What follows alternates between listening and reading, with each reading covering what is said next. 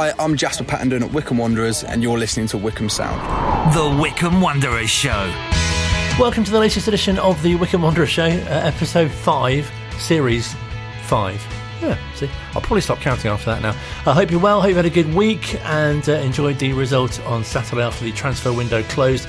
A 2-2 draw up at Blackpool, of course. More on that to come in a few moments' time with an update from the Football Association's disciplinary committee. We'll chat to Phil in a few moments' time. There may be no game on Saturday because of the international break, the postponement to the Mansfield Town fixture. Still waiting for a new date for that, of course. But plenty of club news to bring you. We'll be chatting to Phil as well with a bit of a behind-the-scenes news of WanderersTV, and they've been at the squad photo this week as well at Adams Park. You can get some behind-the-scenes news from that. I was going to say gossip, but there isn't any gossip, unfortunately. There's a gossip-free zone, unfortunately. But yes, plenty of club news to bring you from Phil in just a couple of moments' time. And further to our chat with him last week when we were talking about how former manager John Gorman was saying that the referee was to blame for turning the game in that 8-3 defeat at home to Aston Villa in the third round of the League Cup in 2005. I thought it would be excellent to hear from John Gorman, wouldn't it? And we'll be hearing from him very soon. He did unfortunately have a stroke last year, but he's recovering well, and we'll be getting his thoughts and memories not only on the Villa game but also some of the players that he coached, of course, who are now into management themselves, not least the current Wycombe Wanderers manager as well. And after Wycombe Wanderers women's opening league game of the season, unfortunately a 3-0 defeat at home to Porchester at Burnham on Sunday, we'll hear from Emma Kern, the Chairgirls defender who's recently not long returned from an ankle injury herself. Also news of a memorial match for Adam Ankers, which is tomorrow, or if you listen to this on the podcast, Friday. And also some news from Wycombe Wanderers Foundation as well, the charitable arm of the club. Lots to bring you in the next hour, but first let's chat to Phil, and as mentioned, a bit of a look at behind the scenes at WanderersTV, which has got a number of new things about it this season. Yeah, we've we've had a very busy start to the season, but we've been sort of delivering more and more content for WanderersTV, which has been excellent. We're a small team, but we're delivering quite a lot of decent stuff. So if you aren't a subscriber, then I suggest you subscribe to find out more. But yeah, we've literally just before this call, we've just been finishing up our weekly EFL fantasy football show, which, if you're unaware, the EFL have launched their own version of fantasy football. It's quite different to the Premier League version. It covers the top 3 divisions. So there's quite a lot to kind of get your teeth into with that. And we're very blessed to have Toby Large, who regular listeners may know his voice for his regular co-coms last season. And indeed for this season as well, we'll be using him where we can. He lives up in the northwest of England now, but he's a real kind of expert on the fantasy football model and has really thrown himself into the EFL version of the game. So really good hints and tips on that as well. And we have a bit of fun with it too along the way. Pre-match drills every Thursday when there's a game on, which is a really good mix of previewing games and talking football, then also getting to know the squad a bit better, which I think is really important, as well as we look to keep the club sort of centred in the community, and the players' personalities are a large part of that. Then we have all the match action and the ability to put replays up of full match replays by midnight on the day of games, extended highlights, all the interviews, etc., from managers and players, and Ringing the Blues, of course, which is now a TV show as well as a podcast. It does both. So it's been a busy start to the season, and no game this week, but no let up in the trickle of content on WanderersTV. This week we've got an excellent piece on a fantastic Wycombe Wanderers fan called Tom White, who owns over 200 Wycombe Wanderers shirts. So he brought his collection into Adams Park. We were able to take a good look at those and explore some of the stories attached to those shirts as well. So if you're a Wycombe Wanderers fan who happens to like football kits, then this bit of content is for you. I think as well that's something that's really nice, which comes across on Ringing the Blues as well, when you speak to fans who've obviously followed the club for some time, and sometimes from quite a distance as well. Yeah, it's amazing. The people and stories that we've uncovered along the way so far. It's there's only so many sort of talking points the team can have, although Wycombe have been blessed with several historic moments down the years. But we've had fans talking about the same game, but you see it from their perspective. It could have been that they were at the game. It could have been something that happened while they were there, or the people they were with. They could have been watching it from afar. Everyone's got their own story and their own take of why they support Wycombe Wanderers, their own input on big games, what was going on when it happened. And it's been wonderful to kind of chronicle those stories and meet the fans along the way. We've got some fantastic characters in our fan base, as I'm sure all football clubs do, but Wycombe's no exception. So yeah, it's wonderful to hear people talking about these moments that we all know really well, but kind of getting someone else's input on it is fantastic. We were talking about the FA Cup run. It always comes up regularly on the podcast. And Andy Rammell, who scored against Wolves in the snow. And what we had this season is a fan who remembers that run really well. He was a barman at Adams Park, his first job as a late teenager. And Andy Rammell didn't want to go out after the game. He wanted to stay at Adams Park and stick around for Match Today to see himself on Match Today. And the bar staff stayed on and they kept the bar open for the fans. And they ordered a Chinese takeaway, which Andy Rammell then thought that looks like a good idea. So he swapped a couple of pints for sharing this guy's Chinese takeaway. So how many fans can say they've been to an FA Cup game, seen a huge upset, and then stuck around behind and then had a takeaway with the guy that scored the goal in that game? So really good stories about a goal that we've all seen several times. We've seen the photo of, but there's always a different angle. It's always fantastic as well, just a simple idea, like whether it's even, Wycombe shirts down through the years, because whether people have got them or had favourite players in them, or, seen particular games with players playing in them.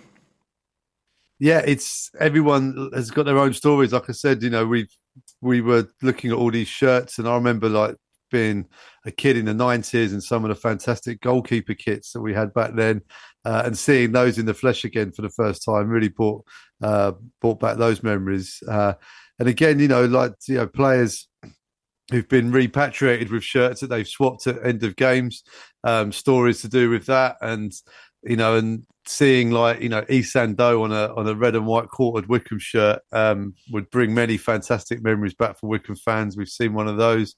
And a Steve Brown worn shirt from a 4-2 defeat, I think, in League Two a long time ago. But, a legend of Steve Brown's stature in the club, and a match-worn shirt in an era that we didn't really get used to stuff like that, because players would keep their shirts throughout the season and wear them now, whereas, companies like Match-Worn Shirt will now do regular auctions throughout the season, which is great for collectors. But back in the era, those eras, to see some of these shirts now in their full glory is very rare indeed, and it's down to collectors like Tom that really bring these back to life. So, yeah, every angle, every story, connected to these bits of merchandise, it always throws up wonderful angles and stories that we love to cover. And something else which is really nice on Wanderers TV as well, you get to know a bit more about the players themselves, what sort of music they like and what they're doing outside of when they're playing. Yeah, I think that's really important. It's important as fans to sometimes remember that these players are human beings, just like me and you.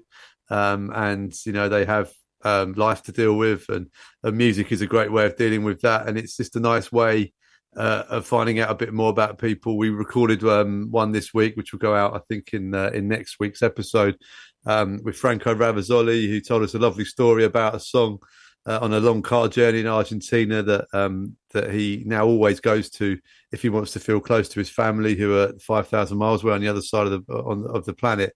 But through music, he can put himself back in that car as a young boy again. Which for a fully grown goalkeeper like he is now is wonderful to hear that kind of vulnerability of a footballer. And the family side of things really comes through on these things as well, because most of the time players will refer to music and linking it to their family and their faith, etc., which are huge supports. And again, the unseen work that goes on, not just at the football club, but with the families of the players. You've got young children, or they have support network, or they live far from home, etc. And the support network of families, I think, is often overlooked and underappreciated. And hopefully through this feature, fans get a bit of an insight into their heroes and what it takes across the line for Wycombe Wanderers each week. Well, I'm sure fans are especially keen to hear from new signings as well, and we've had a few of those recently. Yes, yeah. We had a busy transfer deadline day, a couple of new faces through. So keep your eyes peeled on Wanderers TV in the coming weeks to hear from those guys too. So it's been a busy window. I think 14 signings across the summer transfer window. So it's been fairly brisk. But yeah, it's great for us because it's new characters, new players to get to know, new stories to tell. So it's all good for us, and hopefully great performances on the pitch as well. And you had the squad photo day this week, which must be always fun to cover as well. Yeah, it's really lovely. It's great to see clubs do this sort of thing because, first and foremost, thank you to everybody who sponsors a player, be it companies that have their logos on the shirts, etc., or down to fans who sponsor their player training kits, away kits, and home kits. It's hugely important to the club. It's an excellent source of revenue for the club as well. But it also provides a fantastic platform for fans to really kind of build bonds with their players and build a relationship with their players. And these events, there's a couple a year. There's the one we had this week where the players will have their photograph taken in that sort of classic team lineup. And then they'll get to spend time with their sponsors on the edge of the pitch at Adams Park and have a conversation and photographs, etc., and get to know everybody. And there's been long-standing sponsors that have been doing this for many years and players that have been around for a while as well. It's been lovely to see how they get on with their families that sponsor them or their individuals. That was a fantastic day yesterday. And with the new training arrangements the club now has with Harlington, etc., so the first team squad trained at Adams Park, so the sponsors were able to see the end of the training session as well. So a really great privilege for them to have to see the likes of Caleb Taylor and the new goalkeeper who's come in recently as well, to see them train for the first time and see them in the quarters for the first time. So that was excellent opportunity for those guys. So yeah, lovely day. And again, just, bringing the club into the centre of the community once more. And I imagine it's quite easy to sort of coordinate and organise, and I imagine just the players just look in the right direction straight away, and there's just probably just one take, and that's the picture done. Yeah, I mean they're pretty good actually. Obviously, without naming names, there are some players in the squads who love a camera and love standing in front of cameras and prepare for it endlessly throughout the week beforehand. So it's a great opportunity for players to meet the fans and the fans just to see them in a different sort of environment to that of the hotbed of match day. It's or is it never work with children, animals, or footballers? I think someone told me. But no, they're a good bunch, and they do as they're told when the photographer's there, and also it's always good fun as well. There's always a few laughs to be had along the way, which is great. Another highlight, which fans might have seen on social media as well, is Captain Jack being interviewed by a young fan as well. Yeah, Holly is a fantastic Wycombe Wanderers fan. She turned 7 this week. And the final day of the school holidays, her parents brought her up. She's a long distance fan. She travels all the way from the West Country regularly, and she's absolutely obsessed with Wycombe Wanderers. And she wrote all her own questions out for Captain Jack, who answered them very well indeed. It was a fantastic interview, and Holly's got a bright future ahead. And I think I might have lost my job this week, so you might be speaking to Holly next week. I've certainly learnt a lot from it as well. Next time I get to speak to Jack, I'll certainly be inquiring more about his pets and whether pineapple is an acceptable pizza topping. Well, I'm looking forward to Jack, the next stage of his career when he becomes an air hostess. He seemed very keen on that. He did, yeah. Something I'm looking forward to, being on a long-haul flight. So, I look forward to those times. And then a pilot was suggested, but I think he was slightly put off by the amount of training required for that. Yeah, I think it's quite a long-term commitment, that, whereas, sort of pushing that trolley up and down the aisle and serving drinks, etc. I think either role, I think he'd throw himself into it. Obviously captain, I think captain is a pilot, isn't it, normally? So maybe he will have to suck it up and do the training. Although perhaps, he's more accustomed to sort of directing things on the pitch, so perhaps doing the safety announcements, the demonstration would be keen on that. Well, yeah, I mean, Jack's that sort of guy that you could ask him to do any sort of role, really, and he'd throw himself into it wholeheartedly. So whatever he decides to do, be it a pilot or an air steward, I'm sure he'll be fine. Just effectively demonstrating the life jacket with the top up and the whistle. Yes, yeah, I think we'd all be watching that because sometimes we're a little bit guilty of not engaging with that fully. But if Jack was doing it, with that really, and the whistle, Jack would need it obviously because of his high pitched voice when he shouts. So again, another thing to add to the job. Oh, we should talk a bit about the football as well, because obviously fans will have heard on Ringing the Blues. You spoke to the manager and his thoughts on the transfer deadline day of business, but also there's been a game since as well, of course. Yeah, it was a very busy end of the week. The window shutting at 11 p.m. the night before a game, and the night before an early kickoff in Wycombe's case as well. So it was quite a relentless schedule and a Wednesday night cup fixture as well. But yeah, I think we mentioned it earlier. 14 signings across the window. I think it really underlines the fact now that modern football is really the squad game, and there's a great example of that last Wednesday. Wycombe made several changes, but delivered an excellent performance against the Championship side. And likes of Declan Skura, who the gaffer said should have been and was disappointed not to be in the starting lineup at Blackpool on Saturday, but came off the bench in the second half and made his impact. And it's brilliant to see, especially in a week where the club's intentions of opening a Category 4 academy into next season have been documented. It's so there are players coming in to add to the squad as well, but also it's about the young players coming through as well and getting their chance and playing their part in the squad. I think what we have at the end of this window is a very balanced squad. We look stronger in all positions, etc. In midfield, definitely. And I think, with the younger players sort of coming through now and having their impacts as well, it's a much more balanced squad, and it's a larger squad with strength and depth, which at the moment is important because of the injuries that the squad are carrying. So I think now between now and January, I think it's always an element of relief when the window shuts as well, because it's like everyone's in the building now. We know what we've got. We can crack on until January and see where we end up. There is a list of unattached players as well, so you never know, and I'm sure clubs are looking at that too. I think the PFA have been doing some excellent work in keeping those unattached players fit and in a squad environment to see if they can then contribute at teams throughout the Football League too. So we don't know what's going to happen in the future with Wycombe and indeed other teams in League One. There are unattached players out there, but at the moment Wycombe's business is done officially through the transfer window, and I think everyone's very happy with it. I'm sure fans will be keen to wish the players that are on international duty all the best during this break as well. Yeah, Joe Lowe with Wales under-21s. Jayden Bartolo has gone out to spend just over a week in Gibraltar to add to his game minutes as well. And what an excellent start to the season both Joe Lowe and Jayden Bartolo have made. Obviously, we all know about Joe. He's an established first-team regular for Wycombe Wanderers, but Jayden coming from the youth team set up at Wealdstone to get his league debut at Wrexham on the opening day of the season and contribute minutes across league and cup games has been an excellent development from him, from his position within the development squad. And the experience for Gibraltar in the transfer window is only going to bolster that. And I'm looking forward to seeing the player that comes back from international break hungry for more opportunities in the quarters. And lots for the players to be working on, between now and when they're next in action again as well. Yeah, I think it's the start we've had has been relentless because winning in the cup has meant that we've had very busy Tuesdays. So it's been a tough start to the season in terms of the schedule.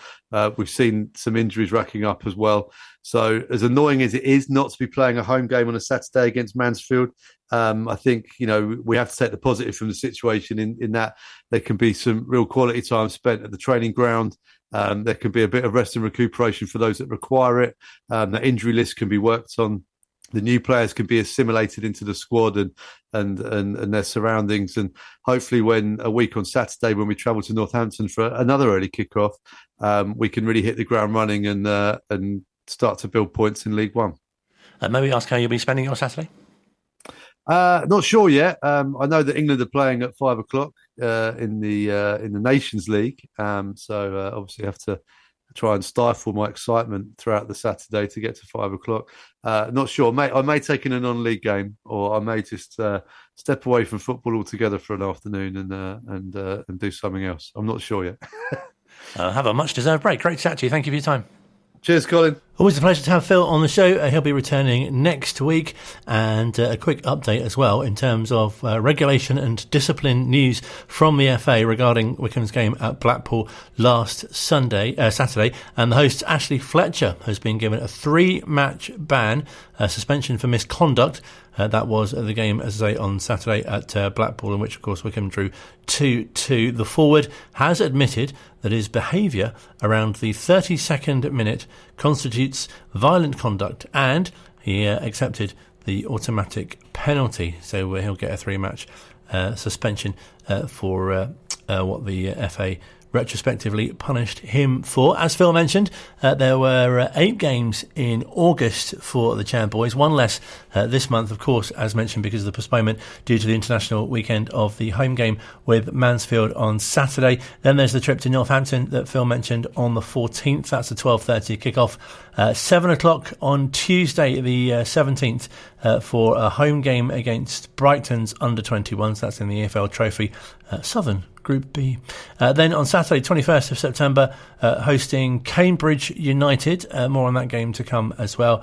And on Tuesday, the 24th of September, it's confirmed this week that the EFL Cup third round clash between Wycombe Wanderers and Aston Villa is an 8 o'clock kickoff. Tickets yet to be confirmed for that game. And then September concludes on the 28th with a trip to Bristol Rovers. That is a 3 o'clock kickoff. You can find all the details on the Wycombe Wanderers website. Also, that chat with Jack Grimmer and Holly in full as well. That's on the website.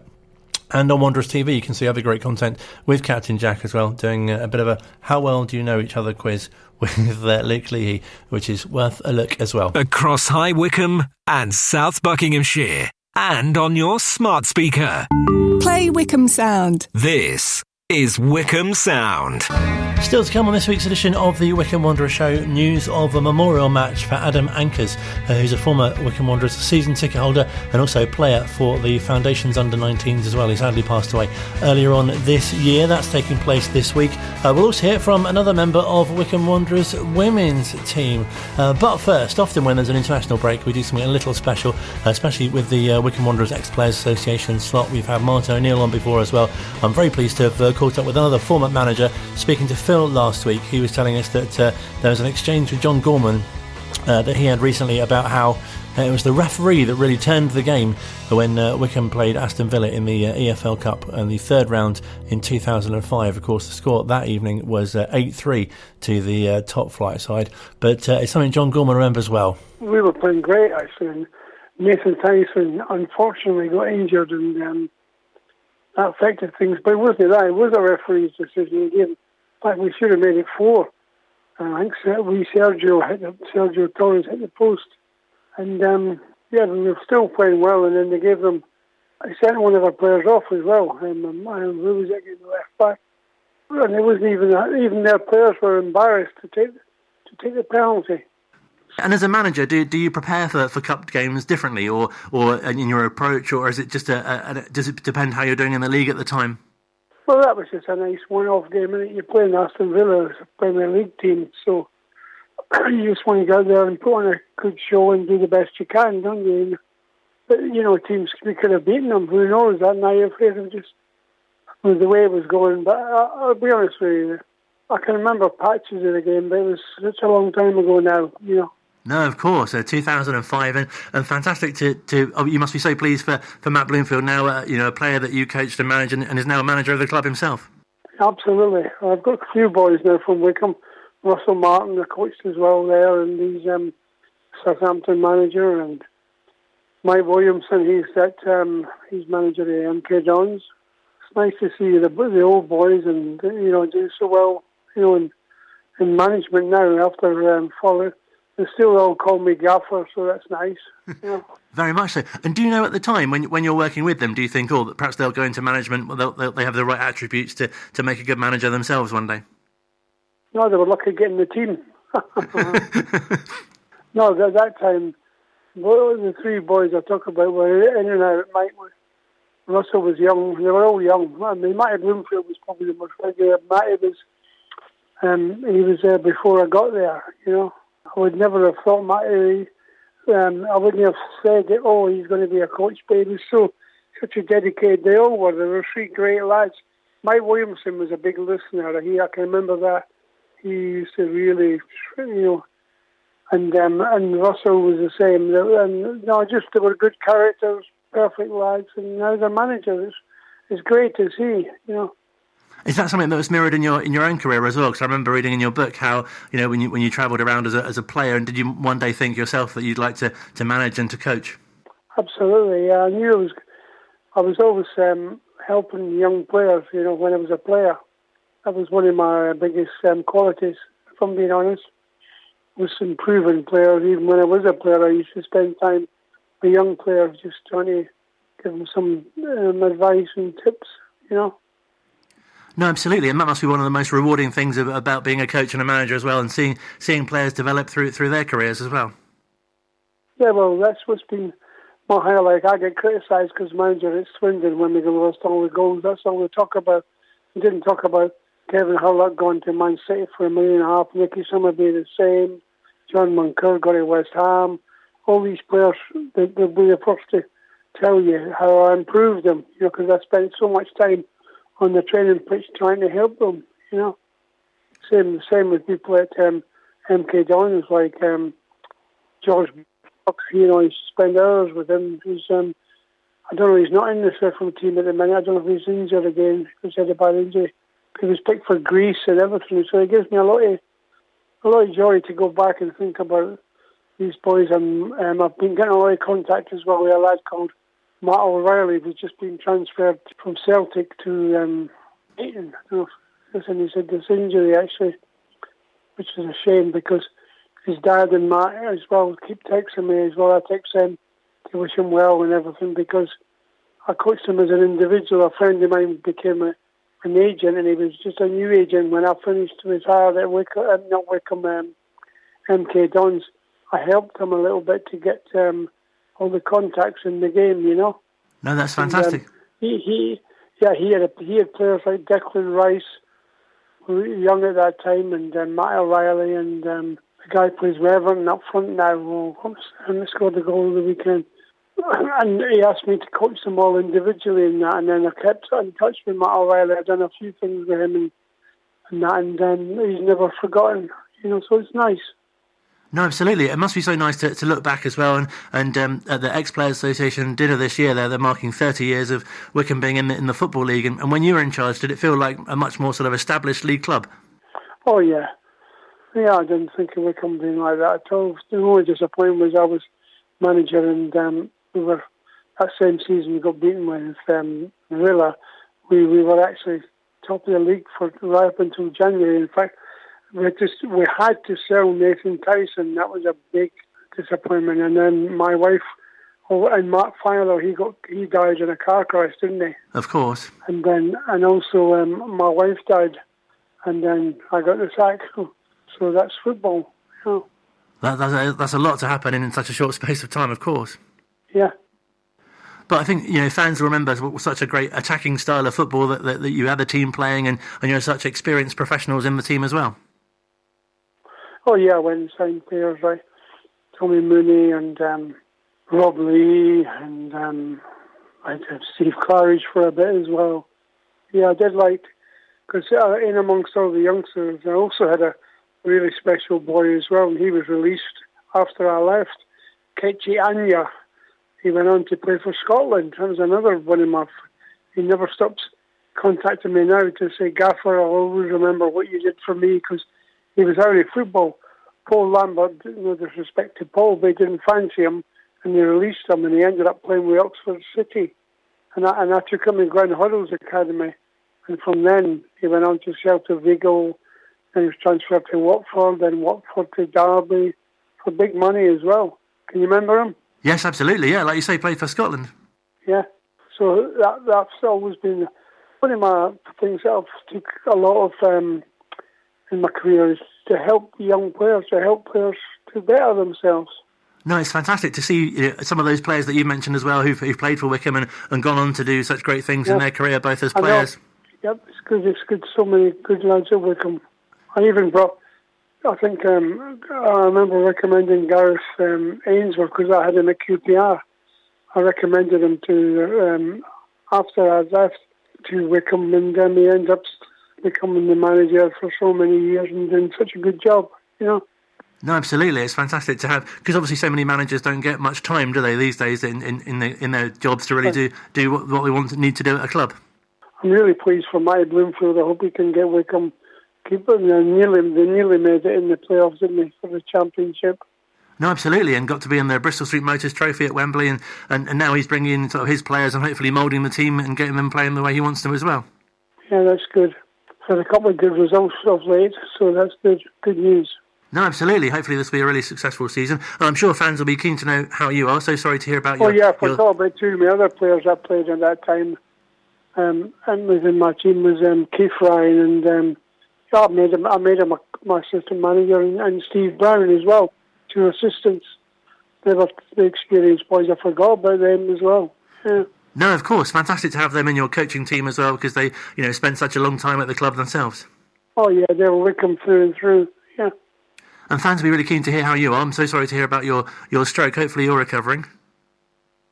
Yeah, I'm doing a lot better. I'm working hard to get fit, doing all my exercises, and as I said, I've been to physio this morning, so I'm a bit worn out today now.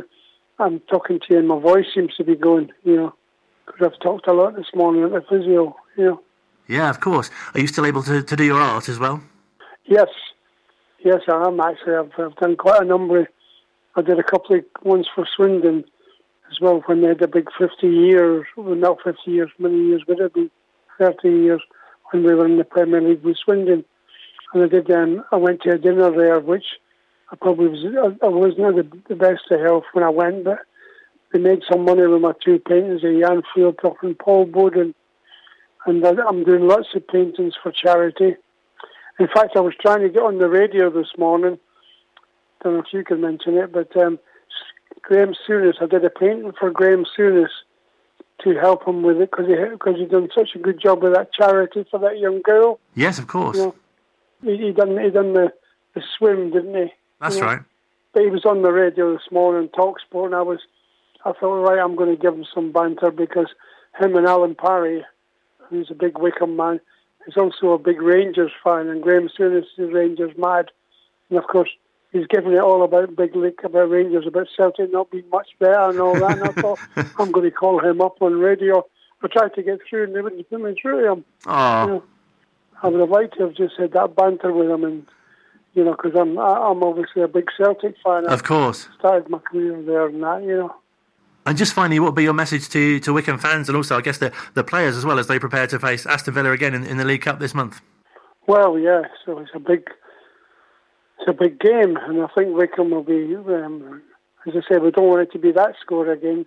We'll take the half-time score 3-1, that'll do, yeah. Well, it's been a real pleasure to speak to you. Thank you so much indeed for your time. Okay, thank you. Great chatting to John Gorman, and wish him all the best with his recovery as well. Always fantastic to have him on the show. And of course, that came about after speaking to Phil last week. So in our chat earlier on with Phil, an air hostess was mentioned. So if we have an air hostess on the show next week, you'll know why. That's a joke.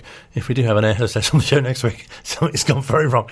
Great to chat to John, and hopefully he'll be able to attend the annual dinner at the Wycombe Wanderers Ex-Players Association that we talked about having their event. The date confirmed for November the 15th, and they're celebrating 30 years in the Football League. Other diary dates of the Ex-Players Association: next on the 12th of this month is the Bowls at Long Crendon. Always good. Still TBC, but Cliff Trott will have the unveiling of his shirt at the Cambridge game. We talked about that a little earlier on, and there's lots more to come with Wycombe Wanderers Ex-Players Association, who we regularly feature on the show. With big thanks to JDT, also to Chair Alan Hutchinson as well. I happen to know they got their meeting coming up on the 10th of September as well. There's a funny story behind that, but it's not that funny.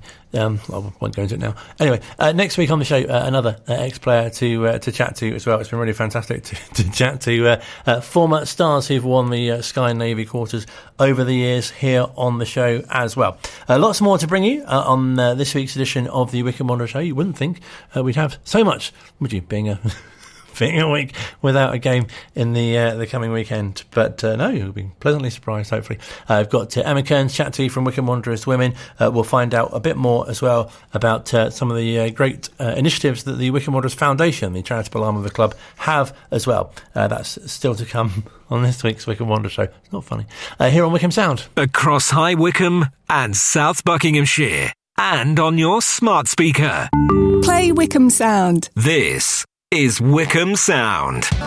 Still to come on this week's edition of the Wycombe Wanderers Show, news of a memorial match for Adam Ankers, which is taking place tomorrow. We'll bring you details of the club teaming up with Buckinghamshire Council as well to give you some brilliant learning programme workshops as well. And we'll find out some of the great work that Wycombe Wanderers Foundation is doing in the community as well. But first, we'll switch our attention to Wycombe Wanderers Women, who kicked off their league campaign on Sunday at Burnham with, not the result that they were after, a 3-0 defeat at home to Porchester, but plenty more to come from the Jaguars with all their summer signings as well. And I've been speaking to Emma Kern, who is a left-back, and was very pleased to re-sign for this upcoming season. I love it at Wycombe. I think, it's a really great team, it's a really great family.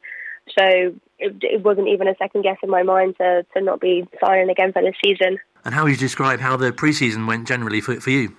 I went into pre-season still recovering from an ankle injury. So it was a little bit of a slow start for me coming in July, but I feel like I've been working hard. I've been building up the strength, and slowly I kind of brought myself back into contact and then into the pre-season friendlies. So it's been a bit of a slow build for me, but I feel like I've managed to get to where I kind of want to be, and as we start the season.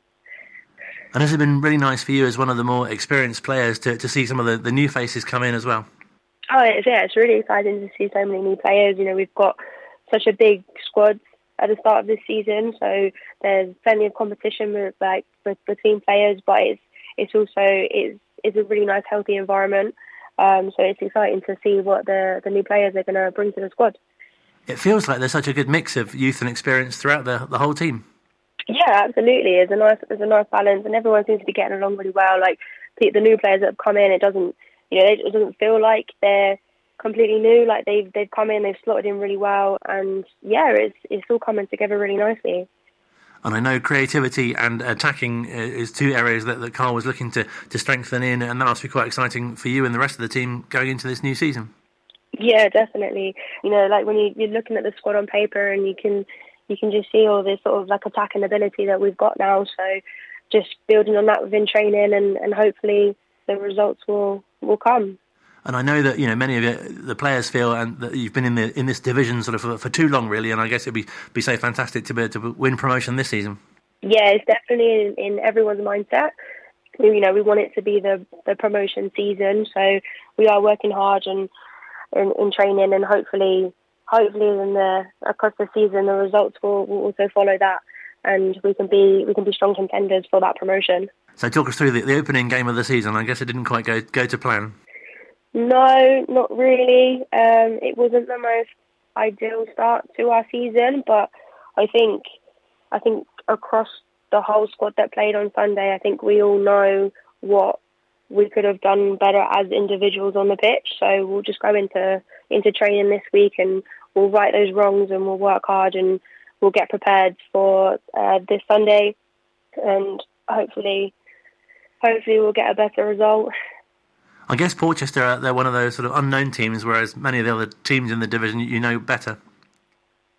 Yeah, we didn't know too much about them, but they've credit to them, they've done well with their promotions, and they've come into this league, and they've started it off with a good start for them. So it's just we've got to go back to the drawing board and kind of get what we did wrong right, and work hard and bring it all back together, and sort of get our heads focused and get the mindset back up and running, and see what happens from there. And I imagine pretty exciting for you to be involved in the game, obviously on the substitutes bench, but a really nice way for you to be introduced to the season as well. Yeah, absolutely. It's always nice to be a part of the squad. As I say, the squad is big this year, competition is high, so it was nice to be picked as part of that 16. I managed to get myself on into the second half, so I got a nice bit of game time, but there was just sort of things that happened as individuals that meant that the game was lost. But I mean, I've got things I know I want to work on, so I'll go into training this week and hopefully work on that and sort that out. Really pleasing for you, though, to be back on the grass, especially after your injury. Yes, absolutely. It's been a long time coming. I mean, it's been since February since I've played my last game. So to get some game time in the first game of the season is a massive achievement for myself. I feel like I've worked really hard, and I feel like I've managed to kind of work myself back into the team slowly, and hopefully I can continue to build and impact the squad. And do you set yourself your own sort of targets for what you'd like to achieve this season as well? Yeah, there's always things that I'm my biggest critique, so there's always things that I personally want to work on. But mostly I want to be able to contribute positively to the team. So it's just trying to find in those things that I need to work on that is going to have that positive impact on the team and really help us drive forward as a club. And as you say, is it really nice in a way that you've got this game now on Sunday that you can prepare for this week and really put right, what was achieved and hopefully get your first win of the season? Yeah, we know the standards. We've come into the season and we know that we weren't quite ready for that first game. We didn't go into it with the right mindset, but we know it's kind of a bit of a kick up the bum. So we know now what we need to do in training and to make ourselves prepared for Sunday. And I guess as well, the FA Cup not too far away. It'd be great if you could get a good run in that competition as well. Yeah, the FA Cup is always such a great occasion. It always brings everyone together and it's exciting and we look forward to it. So we look forward to that game.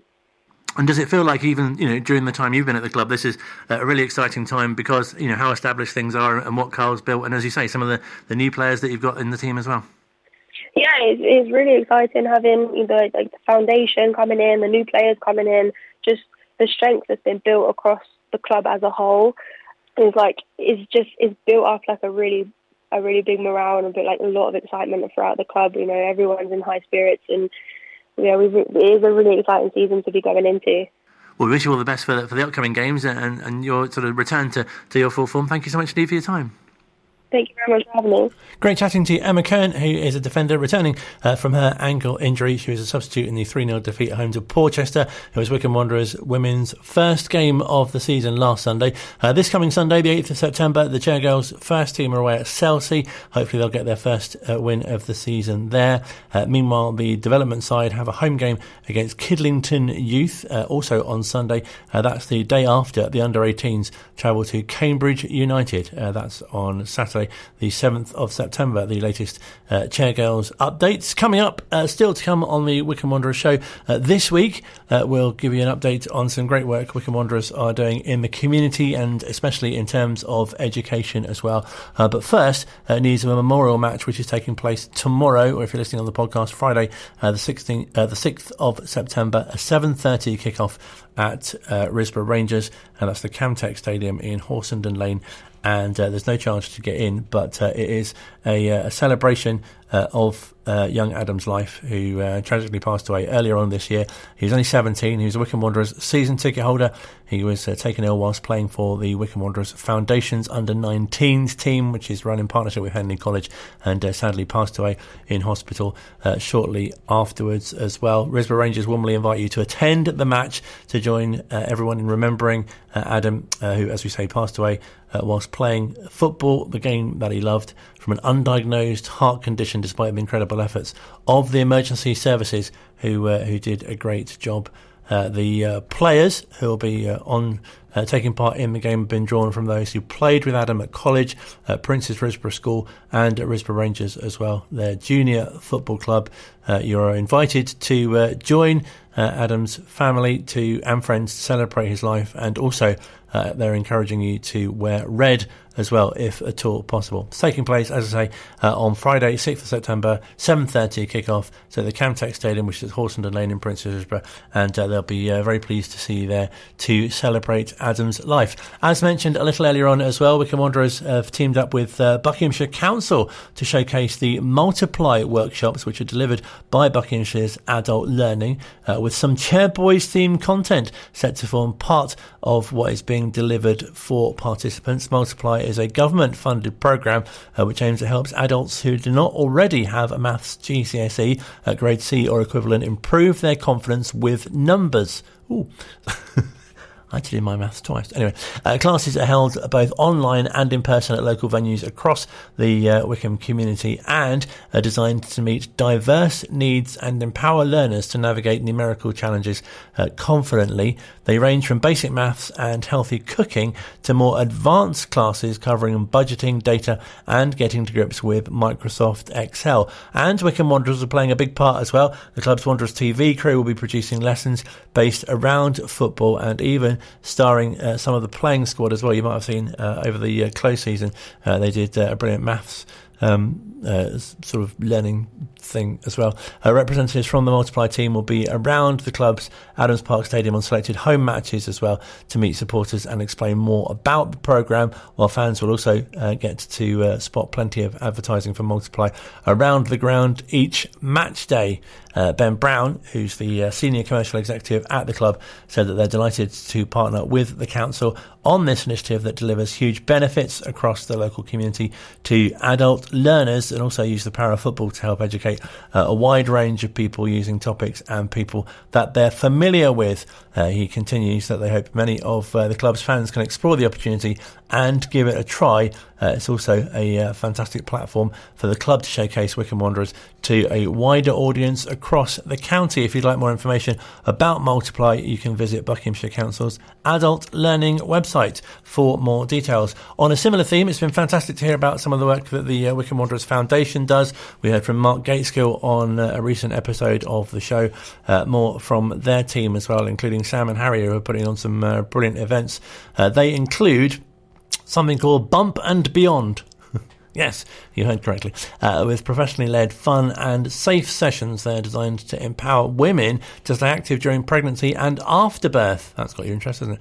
Along with elements of how to exercise with your baby as they grow. Sessions are taking place at Wycombe Air Park. If you're interested, you should email sam.white@wwfc.com for more info. And the foundation are looking for their next cohort for the Street Soccer Academy. It's a brilliant 10-week programme which aims to develop. It's a personal development and soft skills programme.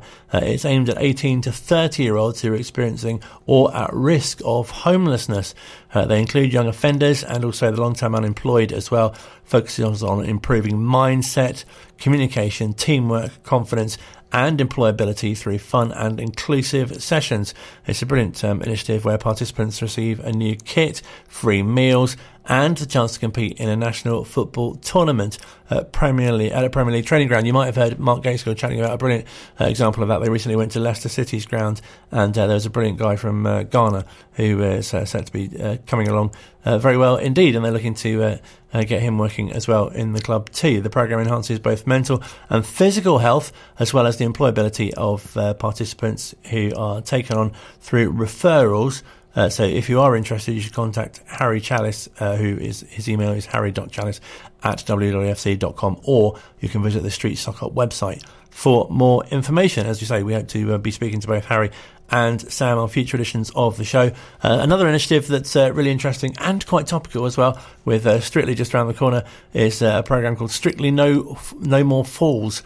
It's just launched and runs every Wednesday at Hughenden Gardens Village. It's from midday until 2. There are ballroom dance sessions aimed at the over 60s and designed to be fun, but also aiming to improve strength, balance and coordination as well. The foundation have also just launched a logo design competition. This is for younger people rather than the over 60s, calling for young creatives to design the official logo for the launch of the foundation's brand new junior membership package. Some of these perks are to be confirmed, but they're asking for submissions. No preference on digital or drawn. All ideas are welcome to be sent to community@wwfc.com. The winning entry will receive 2 season tickets for the 2024-25 season. Also worth a mention, this Sunday Wycombe Wanderers Foundation will be in the town centre for Wycombe Celebrates. It's a fantastic event which you might be aware of. Anyone who's available can pop along check out the stalls and guests as well, and you can be able to put your shooting skills to the test with an inflatable penalty shootout, which you might have seen at the ground as well. So plenty going on with Wycombe Wanderers Foundation. Wycombe celebrates, if you haven't heard, in the town centre between 10 and 4 on Sunday. Here on Wycombe Sound, we'll be broadcasting live from the event as well. Lots going on. There's local bands playing, there'll be music, there'll be storytelling, there'll be poetry, there'll be food. It is a real celebration of the town's heritage. There'll be some local history talks as well to look forward to as well. Just a bit of a recap then, if you were listening a little earlier on, or you've just joined us, then you'll think, oh, they're not building up to a game on Saturday. I was looking forward to going to Adams Park to see Mansfield Town in action. That's been postponed. Wycombe have 2 players on international duty. Mansfield have a few more, which is why that game has been postponed. The revised date yet to be rescheduled for that League One clash at home to Mansfield Town. Wycombe Wanderers next action at Northampton. That's the following Saturday, 14th of September. So 12:30 kick-off, another early one, so be aware of that. You'll hear full live commentary here on Wycombe Sound, of course, as the game kicks off at 12:30, build up from midday. Tuesday the 17th of September, another game at Adams Park, this time the visit of Brighton and Hove Albion's under-21s. That's a 7 o'clock kick-off for the EFL Trophy Southern Group B clash. Wycombe, of course, were runners-up in that competition last season, so we're taking on Brighton and Hove Albion's under-21s on Tuesday the 17th of September. Quite a few games this month, of course, 5, although not as many as last month where there were 8. Next up is a home game against Cambridge United, and watch out for news of a Wycombe Wanderers Ex-Player Association event there, possible unveiling of Cliff Trott's shirt in Monty's as well. That's coming up. We'll bring you more details. That's a bit TBC. That's a 3 o'clock kickoff. 3 o'clock on a Saturday, remember those. And then it's been confirmed this week that Wycombe will be playing on Tuesday the 24th of September at home to Aston Villa, an 8 o'clock kickoff in the EFL Cup third round, bringing you memories of that. Well, there were goals, weren't there? 3-1 up at half-time, 1-1 to lose, 8-3. Brilliant earlier on in the show to hear from former Wycombe Wanderers manager John Gorman. Lots going on in that, with a player sent off, Sergio hitting the post. I'm sure you remember the game very well. There have been other games against Villa as well. Of course, those 2 games in the FA Cup, I'm sure you remember, from 2016. At Adams Park, and the replay up at Villa Park as well, which I was fortunate enough to go to bring updates here on Wycombe Sound of. So that's been confirmed for the 24th of September. Do keep an ear out for ticket details, which are soon to be confirmed on that one. And then September is concluded on the 28th with a trip to Bristol Rovers. Wycombe doing fairly well, especially after the transfer window closed at 11 on Friday night last week. You might have heard Phil mention 14 players have arrived, including, I think it was 2 on deadline day, wasn't it? And then there was the game, of course, against Blackpool, 2-2 draw there up at Bloomfield Road. And we heard earlier in the show as well that the FA have taken retrospective action against one of the Blackpool players, having a 3-match ban as well.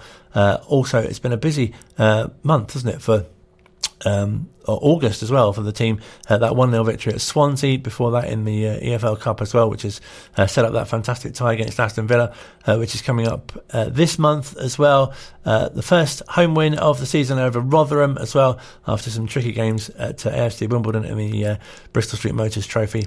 Home defeat, of course, to Birmingham, and that great win up at Northampton. I think we've got another trip to Northampton very soon, haven't we, in the league as well. And defeat on the opening day at Wrexham. And, of course, August started with that friendly at Swindon, which, again, feels like quite a long way away at the moment as well. But plenty to bring you in September. As mentioned, you'll have full live commentary here on Wycombe Sound for both home and away games, League and Cup. Ringing the Blues on a Tuesday night as well with Phil. That's from 7 o'clock. If you're not available, then there's a podcast version of this show as well. Don't forget, you might be listening to it now. Maybe thinking I usually have players on and Matt Bloomfield and stuff, but no, not this week due to international duty. But normal service will be resumed next week. Hoping to hear from the manager, Matt Bloomfield, as we preview that game, which is scheduled as it stands for Northampton. Of course, I told you Northampton. That'll be happening very soon as well. So yes, I'm rambling a bit, sorry. Northampton, 12:30 kick-off. So we played them in the Cup, now we've got them in the League. As I say, a whole match live here on Wycombe Sound next Saturday. Ringing the Blues Tuesday. Wycombe Wanderers Show back next Thursday with an ex-player, possibly even a current player. The manager, definitely. More from Phil, more from Wycombe Wanderers women as well, and lots more as well. Yeah, I think that's everything. Yes, that's the show done. Been a bit different this week, hasn't it? Really enjoyed speaking to John Gorman. Hope you enjoyed the chat with him. As I say, wish him a speedy recovery as well from his stroke, which he had earlier last year. He had that as well. And keep that date in your diary. Wycombe Wanderers Ex-Players Association annual dinner, November the 15th. Yeah, I think that's literally it. Thanks so much for listening. Have a great week, and whatever you're doing on the international break, and don't forget the Adam Ankers Memorial match tomorrow evening. It's a 7:30 kickoff.